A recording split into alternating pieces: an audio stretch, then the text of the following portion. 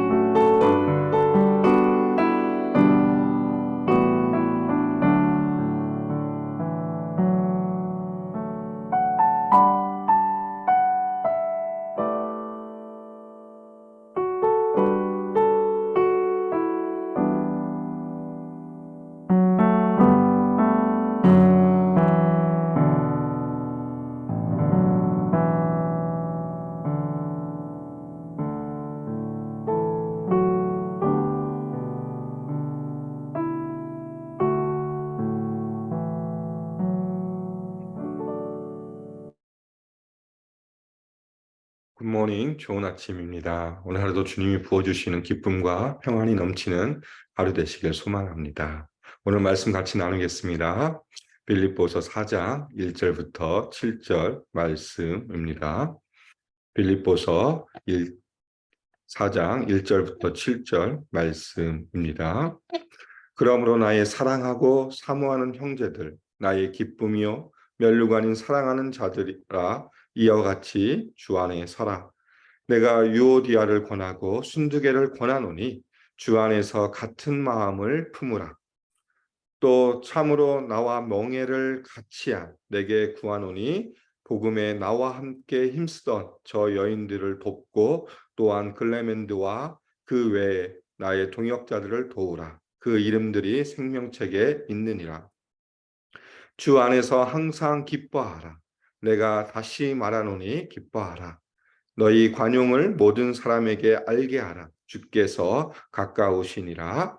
아무것도 염려하지 말고 다만 모든 일에 기도와 간구로 너희 구할 것을 감사함으로 하나님께 아뢰라. 그리하면 모든 지각에 뛰어난 하나님의 평강이 그리스도 예수 안에서 너희 마음과 생각을 지키시리라. 아멘.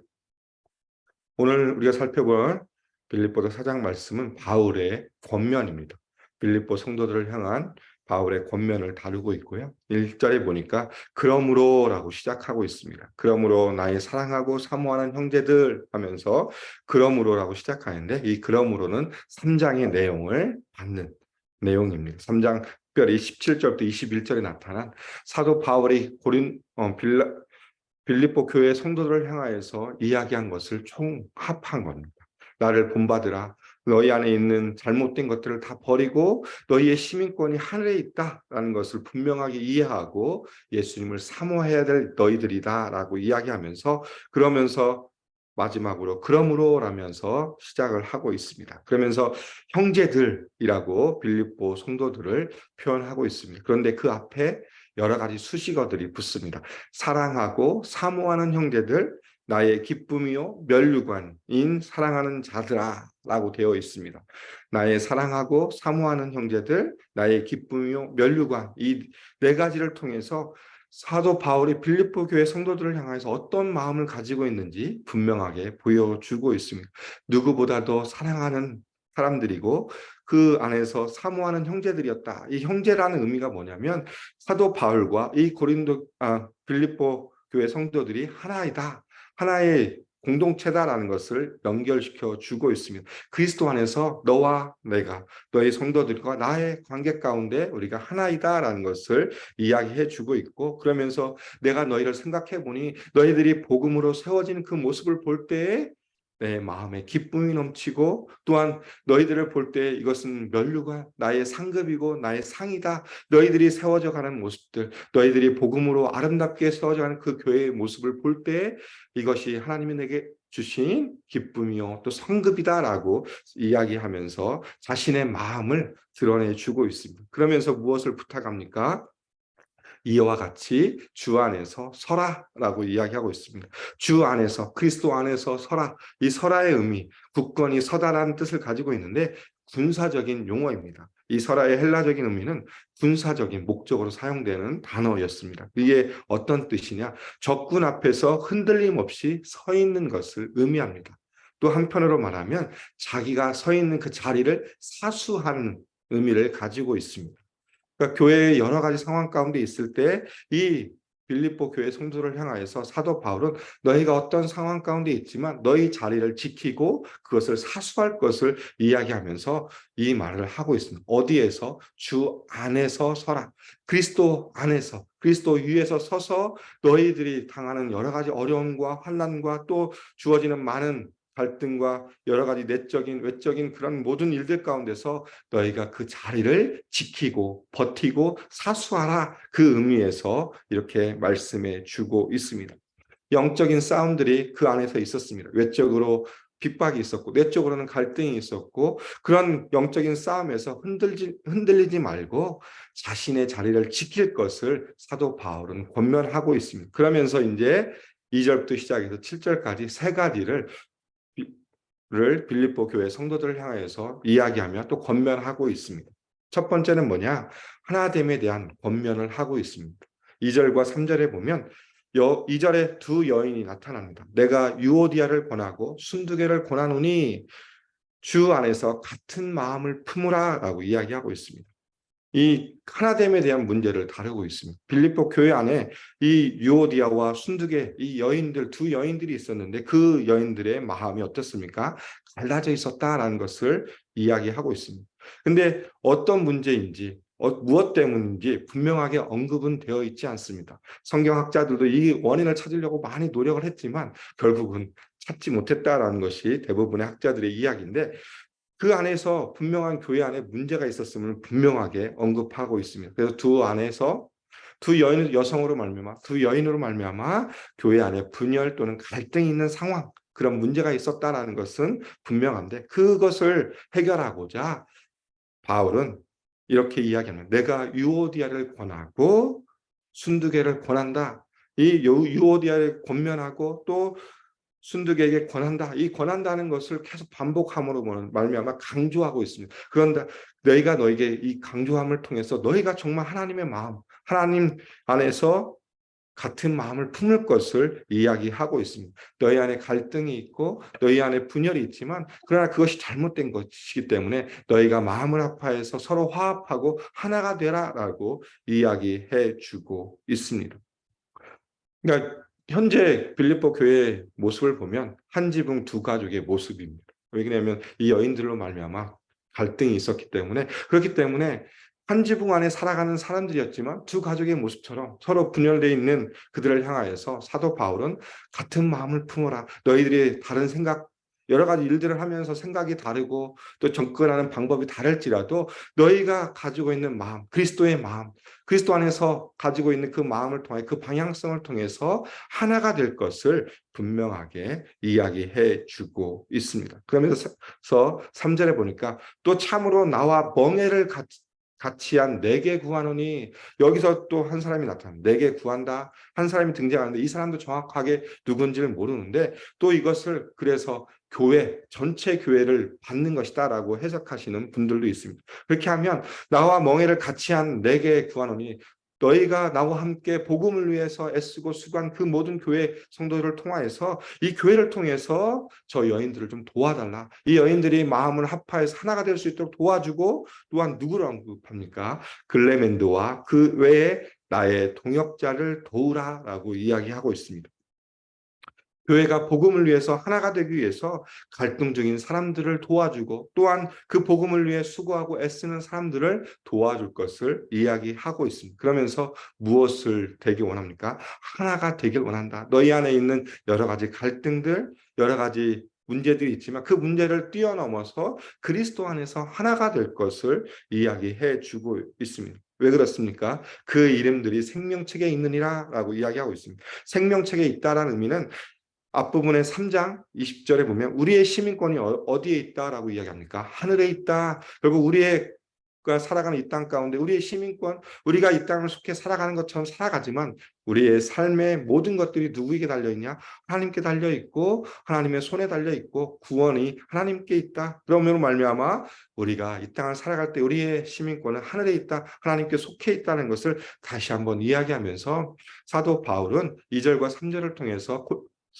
빌립보 교회를 향하여서 하나가 될 것을 이야기해 주고 있습니다.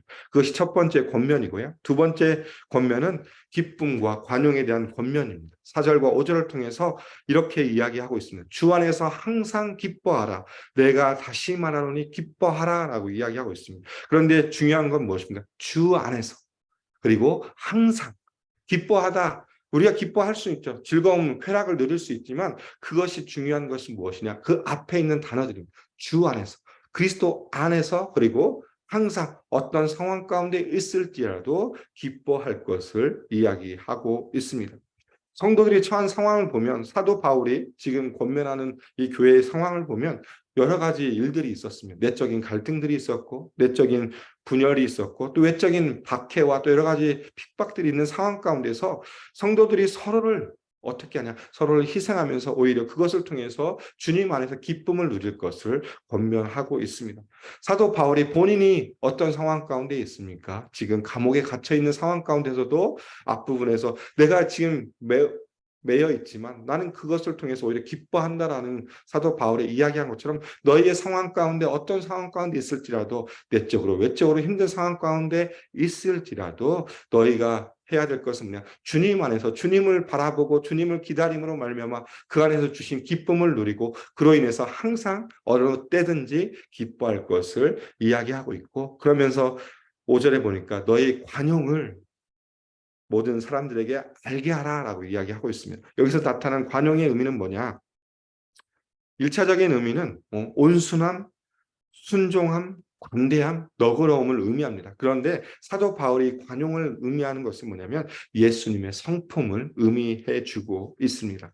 십자가에서 죽기까지 정말 대적들에게 저항하지 않고 십자가의 그것을 묵묵하게 지신 예수님의 모습, 또한 그들을 십자가상에서 용서하시는 그 모습, 그것이 바로 관용의 모습, 그 성품, 예수님의 그 성품을 담는 것이 관용이다라고 사도 바울은 이야기하면서 우리 안에 이 관용들, 우리의 온순함, 너그러움, 관대함, 그 예수님을 닮아가는 성품에 대해서 그것을 모든 사람들이 알게 하도록 해라라고 이야기하고 있습니다. 이것은 비단 교회 성도들 가운데서 일하는 관용뿐만 아니라 하나님을 알지 못하는 사람들 사회 관계 가운데서도 관용에 대해서 이야기해 주고 있습니다. 우리가 항상 주님 안에서 기뻐하고 즐거워하고 또 어떤 환경 가운데 있을지라도 주님을 바라봄으로 주님이 부어주시는 기쁨을 누리면서 우리 안에 있는 그 기쁨을 통하여서 우리 안에 관대함, 너그러움, 또 온순함, 그것을 모든 성도들과 또 하나님을 알지 못하는 자들을 향하여서 보여줄 것을 이야기하고 있습니다. 왜 그렇습니까? 주께서 가까우시다. 주님의 임재, 주님의 재림이 얼마 남지 않았다라는 것을 강조하면서 우리가 해야 될 것은 그리스도의 성품을 드러내는 삶을 살아야 될 것을 사도 바울은 빌립보 교회 성도들을 향하여서 이야기해 주고 있습니다. 마지막 세 번째 권면은 뭐냐면 기도와 간구입니다. 우리가 빌립보서 4장 6절과 7절은 많이 들었죠. 아무것도 염려하지 말고 다만 모든 일에 기도와 간구로 너희 구할 것을 감사함으로 하나님께 아뢰라. 그리하면 모든 지각에 뛰어난 하나님의 평강이 그리스도 예수 안에서 너희 마음과 생각을 지키시리라라고 말씀해 주고 있습니다. 여기서 아무것도 염려하지 말라. 이것이 조건이죠. 염려하지 말고 다만 모든 일에 기도와 간구를 하라. 사도 바울은 기도와 간구를 이야기하면서 두 가지를 이야기합니다. 첫 번째는 뭐냐? 아무것도 염려하지 말라. 그리고 두 번째는 모든 일, 내가 당하는 모든 일, 내가 행하는 모든 일, 너희 눈앞에 있는 모든 일을 기도와 간구로 하나님께 아뢰라. 그러나 무엇을 통해서 감사함으로 아랠 것을 이야기해 주고 있습니다. 그러면 어떤 일이 벌어집니까? 모든 지각에 뛰어난 하나님의 평강이 그리스도 예수 안에서 너희 마음과 생각을 지키신다. 여기서 지키신다는 의미도 군사적인 의미입니다. 가드, 정말 보호한다. 군인들이 자신이 가지고 있는 위치를 보호하게 애쓰고 수고하는 것처럼 하나님의 평강이 너희의 마음과 생각을 지켜주실 것이다 라는 것을 이야기해 주고 있습니다. 기도와 간구를 통해서 우리 안에 있는 염려를 내버리고 주님이 주신 평강을 누리는 것을 원하고 있습니다. 여기서 염려는 무엇입니까? 세상적인 가치를 추구하는 위해서 노심초사하는 것입니다. 마태복음 6장에 보니까 예수님께서 이렇게 말씀, 너희는 무엇을 마실까? 무엇을 먹을까? 마실까? 입을까? 염려하지 말라라고 이야기 쭉 해주고 있죠. 그런 것처럼 우리 앞에 있는 어떤 문제, 어떤 상황 가운데 그걸 집착하는 것이 바로 염려입니다. 그런데 예수님은 어떻게 합니까? 마태복음 6장 33절에 보니까 그런즉 너희는 먼저 그의 나라와 그의 의를 구하라. 그리하면 이 모든 것을 너희에게 더하시리라 라고 말씀하시면서 우리의 시선을 돌릴 것을 이야기하고 있습니다.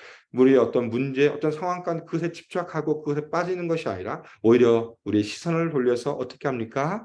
하나님의 나라와 하나님의 의를 위해서 살아갈 것을 이야기해 주신 것처럼 사도 바울도 마찬가지입니다. 우리 안에 있는 염려, 어떤 주어진 문제 가운데 모든 일들 가운데 우리 안에 그 문제에 집착하다 보면 하나님의 행하신 일들, 하나님의 해주실 일들에 대해서 우리가 잊어버릴 수 있기 때문에 그러면서 자신의 생각에 빠져들어서 저 근심과 걱정 가운데 빠질 수 있기 때문에 그것을 하지 말고 오히려 시선을 어떻게 하라? 돌리라. 하나님께 돌리라라고 이야기해 주고 있습니다. 그러므로 말미암아 하나님이 주신 평강이 우리 삶 가운데 넘치게 해줄 것이다 라는 것을 이해하고 있습니다. 여기서 평강이 우리 삶 가운데 우리 마음과 생각을 지키신다는 것은 우리의 상황이 변화된다. 우리의 상황이 또 정말 새롭게 바뀐다 그런 의미가 아니라 현재 상황 똑같은 상황 가운데 있지만 우리의 마음이 달라진다는 의미를 가지고 있습니다. 우리가 그 문제에 빠져서 염려와 근심과 걱정을 통해서 우리의 생각이 잘못된 방향으로 가지 않고 오히려 하나님을 바라봄으로 상황은 똑같지만 하나님 앞에 시선을 고정함으로 말미암아 하나님이 주시는 은혜를 누리고 하나님이 주신 기쁨을 누릴 수 있다라는 것을 이야기해 주고 있습니다. 그러면서 무엇을 해야 되냐? 기도와 간구를 통해서 하나님 앞에 나아가야 된다라고 이야기해 주고 있습니다. 기도와 간구는 무엇입니까? 기도는 하나님과의 관계 가운데 나아가는 것을 의미합니다. 그래서 우리가 드릴 수 있는 최고의 찬양, 최고의 감사, 우리의 믿음의 고백을 드리는 것이 기도이고, 간구는 무엇입니까? 우리의 필요를 아뢰는 것을 이야기해 주고 있습니다. 우리가 매일의 삶 가운데 하나님 앞에 나아가 하나님 앞에 주어지는 놀라운 은혜를 누리는 삶을 살아가는데 그 안에서 우리가 먼저 해야 될 것은 하나님 앞에 나아가서 우리의 믿음을 고백해야 됩니다. 하나님이 지금까지 함께해 주신 것에 대해서 감사함으로 하나님 앞에 나아가 우리가 가지고 있는 최고의 찬양과 기쁨과 감사를 올려드리는 것이 기도. 그러면서 하나님과의 올바른 관계 가운데 나아가는 것이 기도이고 또한 그 기도함으로 말미암아 우리의 필요를 간구하는 것이 바로 간구입니다. 이것을 통해서 우리가 하나님이 원하시는 삶 가운데 살아갈 수 있음을 이야기해 주고 있습니다.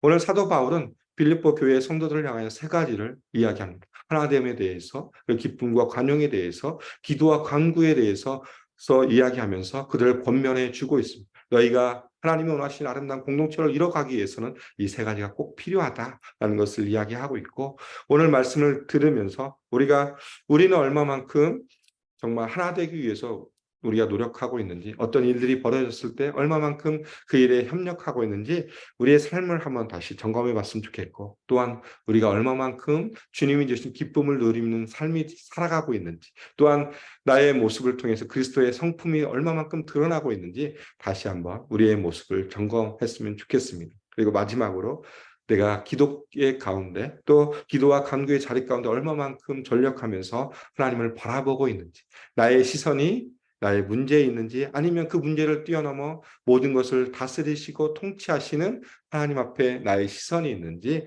다시 한번 우리의 모습을 점검하면서 우리의 믿음을 주님 앞에 드리는 귀한 하루가 되기를 주님의 이름으로 소망하며 축복합니다. 기도하겠습니다.